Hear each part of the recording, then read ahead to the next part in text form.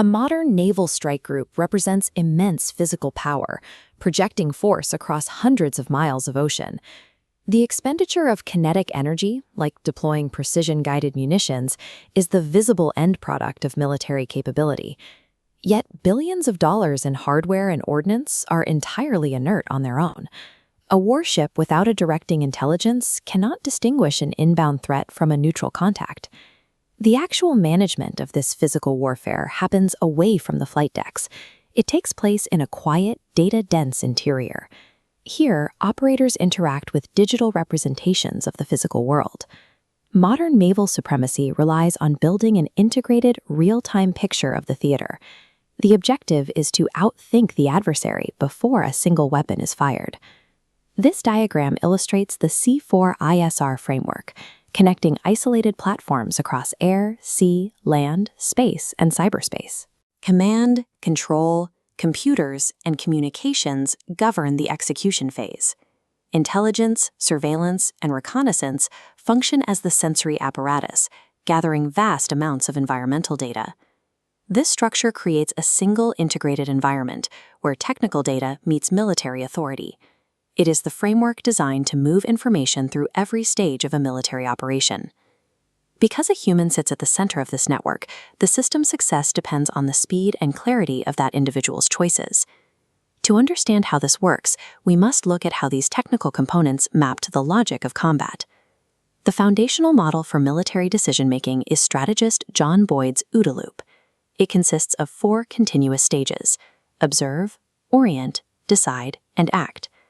The first phase, observe, aligns directly with the military sensor networks, specifically splitting into surveillance and reconnaissance data streams. Surveillance provides a continuous, broad baseline monitoring of the battle space. It utilizes wide-area sensors to establish the steady state of an environment over time.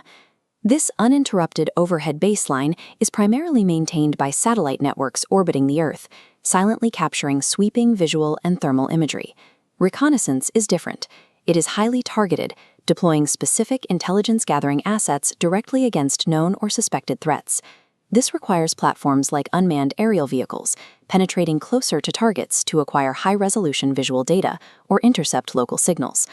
Operating simultaneously, these combined platforms generate an exponential volume of raw, unfiltered data every second. Without a robust mechanism to filter and categorize this influx, the data yields zero tactical advantage. It degrades into overwhelming noise. Observation on its own wins nothing. That raw data has to be structurally converted into a coherent, actionable representation of reality. That conversion happens in the orient phase. Here, the computer's component takes over, fusing thousands of multi-sensor inputs into a single, comprehensive operational picture.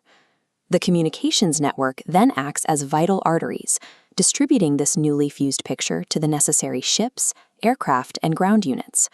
For this situational awareness to remain valid, the entire distribution sequence must occur in real time. A delayed picture is a false picture. This introduces a crucial metric: survivability.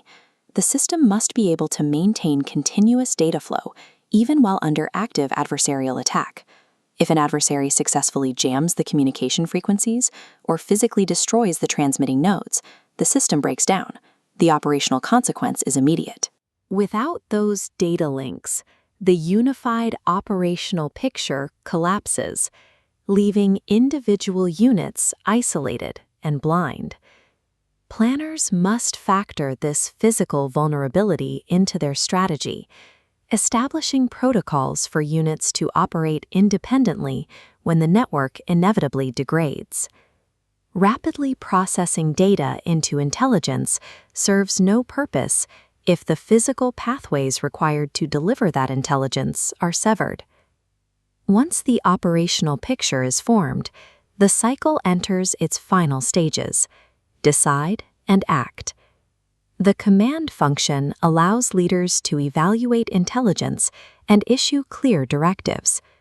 The control function then allocates the specific assets, fuel, and munitions required to execute those commands.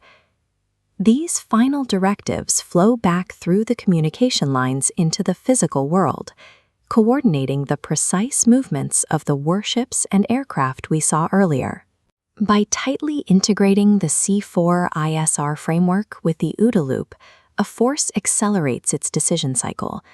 The commander who continuously observes, orients, decides, and acts faster will outmaneuver the adversary. However, a critical paradox exists within modern system design. Continuously expanding data acquisition frequently results in decreased command effectiveness. The limitation lies with the human operator sitting at the center of the apparatus. Presenting a commander with an excessive volume of unfiltered sensor data induces information overload. The brain struggles to prioritize, resulting in delayed responses and tactical paralysis. To compensate, militaries increasingly lean on computer analysis.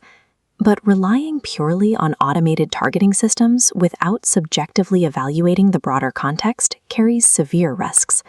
When software is trusted to automatically classify and engage radar contacts, the system loses the ability to interpret nuance. History shows, but trusting automation without critical human evaluation frequently leads to catastrophic outcomes, most notably the accidental engagement of friendly forces. Unchecked automation strips away the commander's essential context and intuition. What begins as a technological advantage quickly devolves into a fatal operational liability. This requires rigorous adherence to operational discipline across the fully connected battlespace. High-level commanders now have access to the exact same granular, real-time sensor feeds as localized units. This creates a powerful temptation to bypass standard hierarchies and directly intervene in local tactical scenarios. Such micromanagement severely disrupts the established chain of command. It second-guesses the on-scene commander who actually possesses the immediate environmental context. To prevent both data paralysis and structural breakdown, a core design philosophy must guide all future military C4I development. System design must explicitly favor the psychological needs of the human decision-maker over the sheer processing capabilities of the hardware. The interface must translate complex data into clear choices. The C4ISR architecture serves human psychology. It ensures the commander retains control over the information flow, mastering the battlespace instead of being overwhelmed by it.